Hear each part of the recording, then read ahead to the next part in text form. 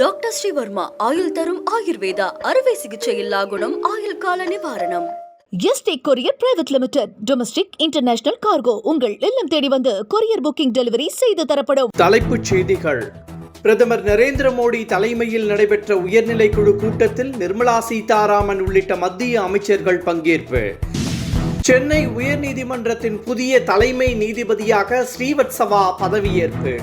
ஆளுநர் பதவி பிரமாணம் செய்து வைத்தார்.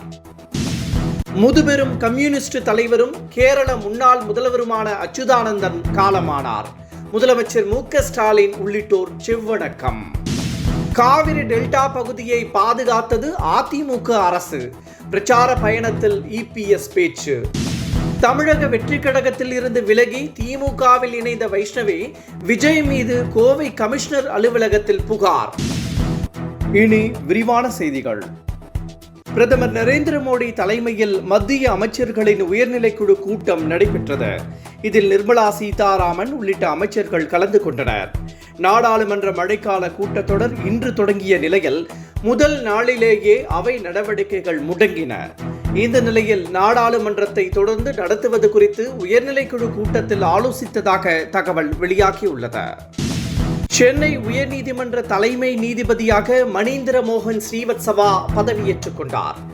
சென்னை ஆளுநர் மாளிகையில் நடைபெற்ற நிகழ்ச்சியில் ஆளுநர் ஆர்.என். ரவி நீதிபதி ஸ்ரீவத்சவாவுக்கு பதவி பிரமாணம் செய்து வைத்தார்.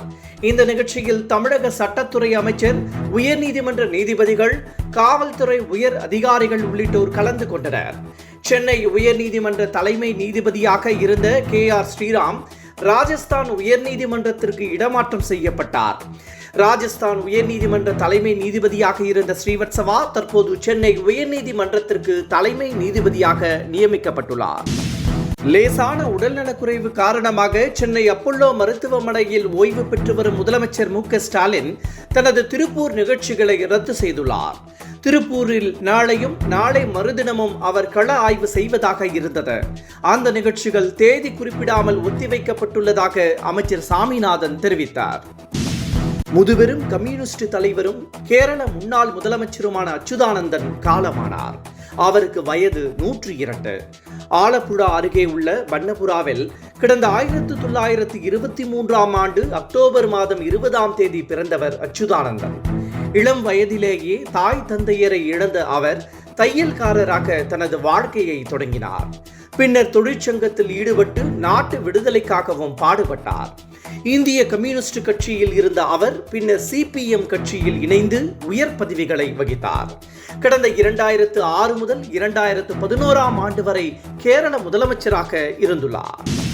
டெல்டா பகுதியை பாதுகாத்தது அதிமுக அரசுதான் என இபிஎஸ் கூறியுள்ளார்.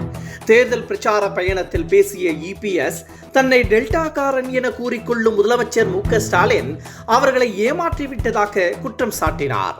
மேட்டூர் அணையில் இருந்து உரிய நேரத்தில் தண்ணீர் திறந்தும் கடைமடை பகுதிகளுக்கு தண்ணீர் வரவில்லை என கூறிய இபிஎஸ் விவசாயிகளுக்கு 2 முறை கடன்களை அதிமுக அரசுதான் ரத்து செய்ததாகவும் தெரிவித்தார்.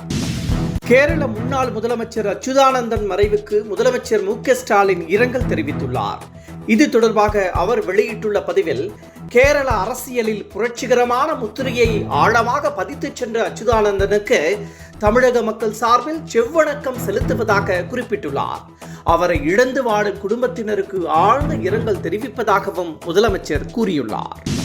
பண மோசடி வழக்கில் விசாரணைக்கு ஆஜராகும்படி நடிகர்கள் பிரகாஷ் ராஜ், ராணா, விஜய் தேவரகுண்டா, லட்சுமி மஞ்சு ஆகியோருக்கு அமலாக்கத்துறை சம்மன் அனுப்பியுள்ளது. ஆன்லைன் சூதாட்ட விளையாட்டுடன் தொடர்புடைய பண மோசடி குறித்து அமலாக்கத்துறை தொடர்ந்து விசாரணை நடத்தி வருகிறது. இதில் ராணாவை வரும் 23ஆம் தேதியும் நடிகர் பிரகாஷ் ராஜை 30ஆம் தேதியும் ஆஜராக உத்தரவிட்டுள்ளது. சீமானுக்கு எதிரான வழக்கு இன்று உச்சநீதிமன்றத்தில் விசாரணைக்கு வந்தது. இந்த விவகாரத்தில் சீமானுடன் பேச்சுவார்த்தை நடத்த தயாராக இல்லை என விஜயலட்சுமி திட்டவட்டமாக தெரிவித்துள்ளார். இதனையடுத்து பதிலளிக்க அவருக்கு 4 வார கால அவகாசம் வழங்கியும் 12 வாரத்தில் விசாரணையை முடிக்க வேண்டும் எனவும் உச்சநீதிமன்றம் உத்தரவிட்டுள்ளது. அதுவரை சென்னை உயர்நீதிமன்ற உத்தரவுக்கான இடைக்கால தடை தொடரும் என்றும் கூறியுள்ளது. இத்துடன் இந்த செய்திகள் நிறைவடைகின்றன. மீண்டும் நாளை காலை 10 மணிக்கு சந்திக்கலாம். வணக்கம். என்றும் உங்களுடன் மை இந்தியா. முக்கிய செய்திகளை உடனுக்குடன் தெரிந்து கொள்ள சப்ஸ்கிரைப் பண்ணுங்க, பெல் பட்டனை பிரஸ் பண்ணுங்க. என்றும் உங்களுடன் மை இந்தியா. டாக்டர் ஸ்ரீவர்மா ஆயுள் தரும் ஆயுர்வேதா அறுவை சிகிச்சை இல்லா குணம் ஆயுள் கால நிவாரணம். Yesterday courier private limited domestic international cargo உங்கள் இல்லம் தேடி வந்து கொரியர் புக்கிங் டெலிவரி செய்து தரப்படும்.